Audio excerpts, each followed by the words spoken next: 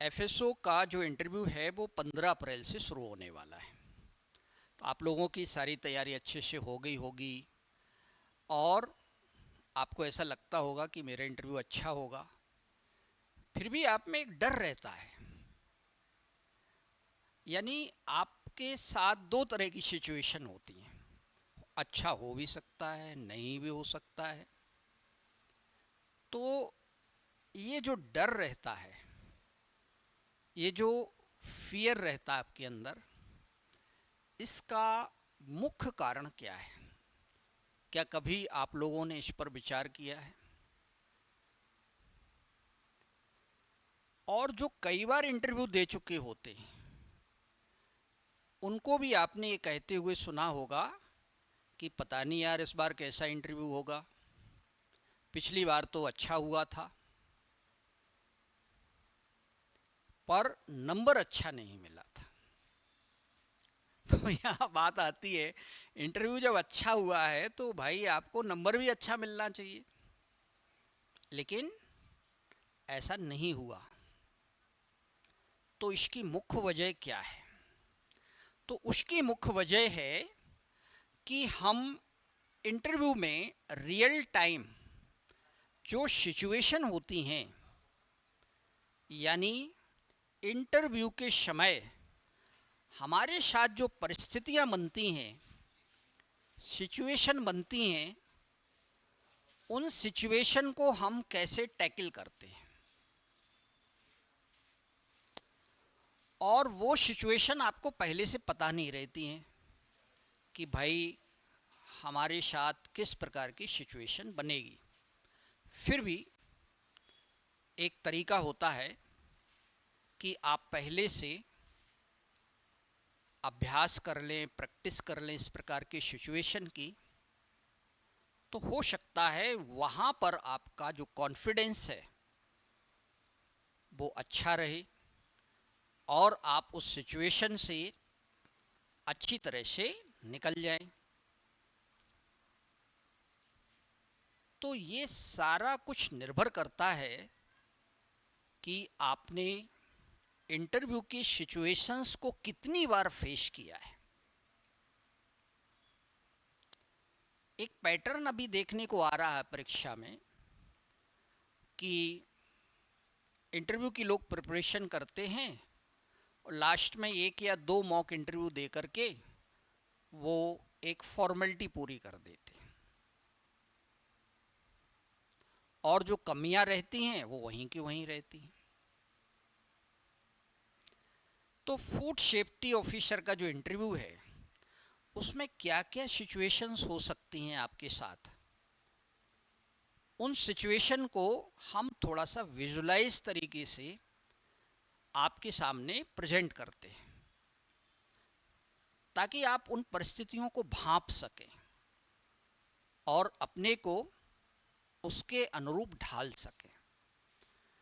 तो सबसे पहले आप देखिएगा यहाँ पे कि सिचुएशंस किस किस तरह की होती हैं। तो सिचुएशंस सबसे पहले एक तो ये होती है कि आपको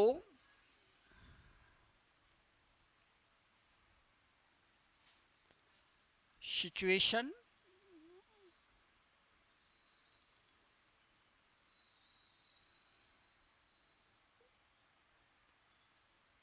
या परिस्थितियां,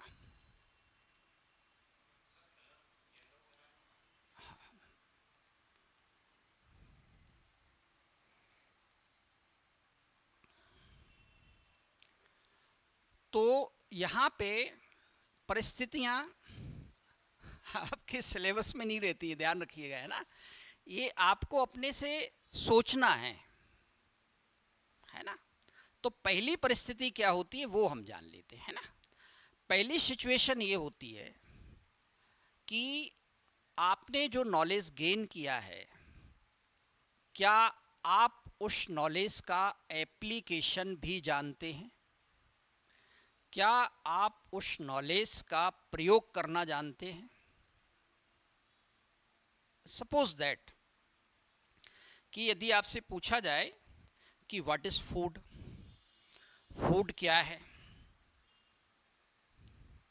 फिर इसी से मिलते जुलते कुछ क्वेश्चन पूछे जाएं, आपसे पूछा जाए कि बताओ फूड और डाइट में क्या अंतर है, किन चीज़ों को आप फूड की कैटेगरीज में रखेंगे। तो आपने मान लीजिए कुछ एग्जाम्पल बताए, अब वहाँ से काउंटर क्वेश्चन जो आता है, प्रति प्रश्न आपसे जो पूछा जाता है वो पूछा गया है कि बताइए क्या वाटर भी फूड की कैटेगरी में आता है। अब मान लीजिएगा कि आपने जवाब दिया कि वाटर फूड की कैटेगरी में नहीं आता है या आता है, दोनों चीज़ें आप बता सकते हैं और जस्टिफाइड भी कर सकते हैं। यहाँ पे मैं ये एग्जाम्पल इसलिए दे रहा हूँ कि इंटरव्यू जो टेस्ट है आपका वो ऑब्जेक्टिविटी का टेस्ट नहीं है, वो आपकी सब्जेक्टिविटी का टेस्ट है, इसीलिए उसे आत्म साक्षात्कार कहते हैं। मतलब कि आपका जो नॉलेज है उसकी समझ आपको कैसी है, उस विषय के बारे में आपका सेंस कैसा है। तो मान लीजिए आपसे पूछा गया है क्या वाटर फूड की कैटेगरी में आता है, तो आपने बोला नहीं आता है, मान लीजिए। फिर आपसे पूछा गया क्यों नहीं आता है, तो आपने बताया कि वाटर में न्यूट्रिएंट्स नहीं होते हैं, पोषक तत्व नहीं होते हैं, इस कारण से उससे एनर्जी नहीं मिलती है, इसलिए वो फूड की कैटेगरी में नहीं आता है। एक जवाब ये भी हो सकता है कि वाटर फूड की कैटेगरी में आता है पर इनडायरेक्टली आता है। कैसे? कि वो हमारे फूड के डाइजेशन में मदद करता है, हमारे बॉडी के टेम्परेचर को मेंटेन करता है, हमारी मेटाबॉलिक क्रियाओं को रेगुलेट करता है। ये बात भी सही है। फिर आपसे ये पूछा गया कि बताइए क्या सॉफ्ट ड्रिंक को आप लिक्विड फूड में रखते हैं, तो आपने बताया कि यस सर। फिर आपका जस्टिफिकेशन आया उसमें कि उसमें शुगर होता है या जो भी इंग्रेडिएंट्स हैं जिनसे हमें कुछ न्यूट्रिएंट्स मिलते हैं या एनर्जी मिलती है, इसलिए वो लिक्विड फूड है। तो फिर आपसे ये पूछा गया कि बताइए सॉफ्ट ड्रिंक में सॉफ्ट का क्या मतलब है, तो फिर आपसे ये भी पूछा जा सकता है तो हार्ड ड्रिंक क्या होते हैं। तो हार्ड ड्रिंक क्या है, सॉफ्ट ड्रिंक क्या है, ये जो मैंने अभी आपसे डिस्कस किया है, ये इसको बोलते हैं थ्रेडिंग अप्रोच। नंबर 2 आता है थ्रेडिंग। थ्रेडिंग का मतलब क्या होता है?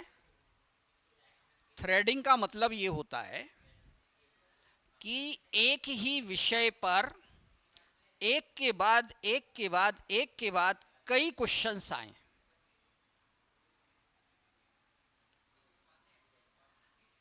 मिलते जुलते क्वेश्चन आ रहे हैं। इंटरव्यू कभी ऐसा नहीं होता है कि एक टॉपिक से तुरंत दूसरे टॉपिक पे चला जाता। अगर ऐसा होता भी है तो वो इंटरव्यू अच्छा नहीं माना जाता। क्यों नहीं माना जाता है? क्योंकि उसमें एस्पिरेंट का इनसाइट तो देखा ही नहीं जा रहा है कि उसकी अपनी अंतर्दृष्टि क्या है विषय की।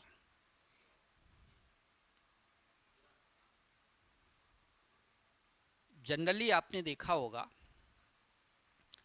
कि इंटरव्यू में जब भी पैनल आपसे कोई क्वेश्चन पूछता है, आप उसका उत्तर देते हैं और उसी उत्तर में से फिर एक प्रश्न निकल करके आता है, फिर आप उत्तर देते हैं, फिर उसमें से कोई प्रश्न बन जाता है, तब ये इंटरव्यू अच्छा कहलाता है।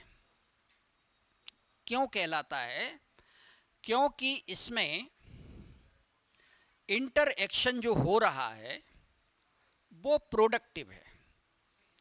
इंटरएक्शन का मतलब है कि बातचीत का एक जो तरीका है उसमें पैनलिस्ट इंटरेस्ट ले रहे हैं। अब आप सोच के देखो कि कोई ये भी नहीं बता पाए कि फूड क्या होता है, तो उसका इंटरव्यू किस दिशा में जाएगा? तो first and foremost thing is that कि जिस किसी भी सब्जेक्ट का इंटरव्यू आप देने जा रहे हैं उसकी एक बेसिक अंडरस्टैंडिंग आपको होना ही चाहिए। बेसिक अंडरस्टैंडिंग, और एक शब्द और मैंने इसी में आपको बताया, जनरल अवेयरनेस। आप अपने विषय तक सीमित ना रहें, बाकी आप अपने विषय को, आपके आसपास जो कुछ भी हो रहा है उससे आप उस विषय को एसोसिएट करिए। जैसे कि यदि मैं आपसे पूछूं कि आप इंदौर में जो भागीरथपुरा पानी पीने से जो कैजुअलिटीज़ हुई हैं दूषित जल से, कंटेमिनेटेड वाटर से, क्या वो फूड सेफ्टी के अधिकार क्षेत्र में आता है? देखिए वहाँ भी वाटर आ गया है। तो यहाँ पर आपका जो नॉलेज है उसको आप कैसे अप्लाई कर रहे हैं इस केस स्टडी में, आपको इस पर बहुत ध्यान देना है। तो कहने का मतलब ये है कि आपको एक आसपास घटित हो रही घटनाओं की के प्रति भी आपको अवेयरनेस रखना है। तो सब्जेक्ट सिलेबस से इंटरव्यू का जो प्रिपरेशन होता है वो काफ़ी व्यापक होता है और इसमें कई प्रकार की चुनौतियां भी होती हैं। उन्हीं चुनौतियों को मैं बता रहा हूं। अब एक चीज़ ये आती है, नंबर 6, सिचुएशन को फेस करने के लिए कौन कौन से तरीके हो सकते हैं, कौन कौन से मेथड्स हो सकते हैं, अप्रोच हो सकते हैं। जैसे उन्होंने पूछा आपसे कि बताइए कि टमाटर जो है वो सब्जी की कैटेगरी में आता है या फ्रूट की कैटेगरी में आता है। अब मान लीजिए आपको इसका उत्तर मालूम है, मालूम नहीं भी हो सकता है। तो यदि आपको मालूम नहीं है तो आप इसका जवाब ना देते हुए भी जवाब दे सकते हैं। कैसे? आप बोल सकते हैं कि सर इस विषय पर तो कभी मेरा ध्यान ही नहीं गया, सॉरी सर। केवल सॉरी नहीं बोलना है, बल्कि आपको इंटरेक्शन जो आपका चल रहा है वहाँ पे, उसको इफ़ेक्टिव बनाने के लिए, प्रभावशाली बनाने के लिए आपको कुछ ऐसे सेंटेंस बना लेना चाहिए जिससे कि आप उस परिस्थिति से आराम से निकल जाएं। प्रश्न का उत्तर ना होते हुए भी ये उत्तर है, ध्यान रखिए। क्यों? यहाँ पर आपने देखा होगा कि जब आप ऐसा बोलते हैं, पोलाइटली बोलते हैं, तो ये माना जाता है कि आपकी जो पर्सनालिटी है उसमें कुछ ऐसे एट्रीब्यूट्स हैं, जैसे पोलाइटनेस का एक एट्रीब्यूट है, कम्युनिकेशन स्किल का एक एट्रीब्यूट है, गुण है। इसमें आप ये भी बोल सकते हो कि सर इसे तो मैंने पढ़ा ही नहीं है। ये थोड़ा सा नॉनसेंस आंसर हो जाएगा, क्योंकि इसमें पढ़ने की कोई ज़रूरत नहीं है। ध्यान से समझिए मैं क्या कह रहा हूँ।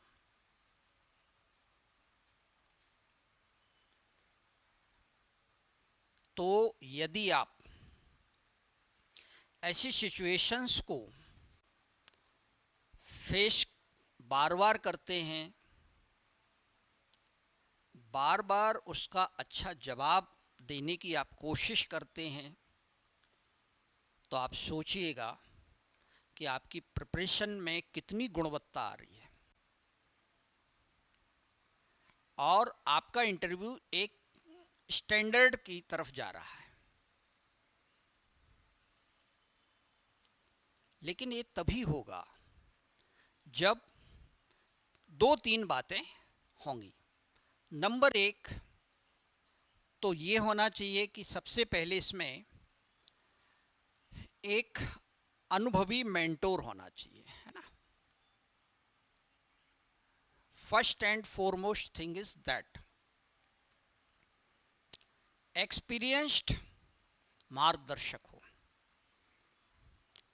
क्यों? क्योंकि वो आपको टाइमली करेक्ट कर सके, आपको व्यवहारिक चीज़ें बताए, ना कि सैद्धांतिक। ऐसा कौन कर सकता है? ऐसा वही कर सकता है जिसने स्वयं कई सारे इंटरव्यूज़ दिए हों, या जिसने लंबे समय तक बहुत सारे एस्पिरेंट्स को इंटरव्यू की तैयारी कराई हो, और सबसे बड़ी बात, तैयारी ही नहीं कराई हो, उसकी अपनी ऑथेंटिसिटी भी हो, कि उन्होंने जिन एस्पिरेंट्स को ट्रेनिंग दी है उनके रिजल्ट्स कैसे रहे, तभी तो उसकी ऑथेंटिसिटी है। नंबर दो कि डिस्कशन, डिस्कोर्स, चर्चा और विमर्श होना बहुत जरूरी है। और चर्चा और विमर्श अपने रूम में बंद होकर के नोटबुक पर लिखने से नहीं होता है। चर्चा लाइब्रेरी ज्वाइन कर लेने से नहीं होती है। चर्चा और विमर्श होता है हमेशा समूह में, ग्रुप में। और ग्रुप भी कैसा होना चाहिए? जिसमें कुछ अभ्यर्थी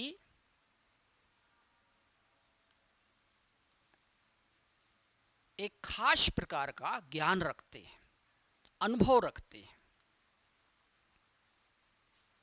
तब वो group discussion, group discourse productive रहता है। तो यदि आप समूह चर्चा नहीं कर रहे हैं, यदि आपका कोई ऐसा ग्रुप नहीं है, या उस ग्रुप में जो लोग हैं उनमें अपनापन नहीं है, अपनापन होना भी जरूरी है, ताकि आप खुल करके बता सकें और दूसरे लोग खुल करके आपका फीडबैक दे सकें। क्योंकि फ्रेंड से अच्छा और कोई नहीं होता है जो आपको सही चीज बताए। दूसरी बात मैंने बताई। तीसरी बात, इंटरव्यू की तैयारी कभी भी वन वे नहीं होती है ना, ये हमेशा टू वे होती है, एक तरफा तैयारी नहीं होती। कैसे कि क्लास सिस्टम में 60-70 बच्चे बैठे हुए हैं और टीचर पढ़ा रहे हैं, ना तो उनसे पूछा जा रहा है, ना तो उनसे जवाब लिए जा रहे हैं, ना ही उनसे काउंटर क्वेश्चन हो रहे हैं, ना ही उनको टाइमली करेक्ट किया जा रहा है, ना ही उनको फीडबैक दिया जा रहा है। तो इसका मतलब है वो पहले जहां था अभी भी वहीं पे है। इंटरव्यू आपके सिलेक्शन का अंतिम पड़ाव होता है, ये फाइनल स्टेज है।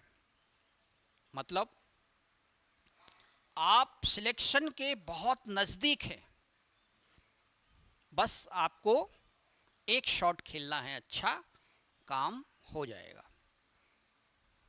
और ये शॉट अगर आपने गलत खेल दिया, काम बिगड़ भी सकता है।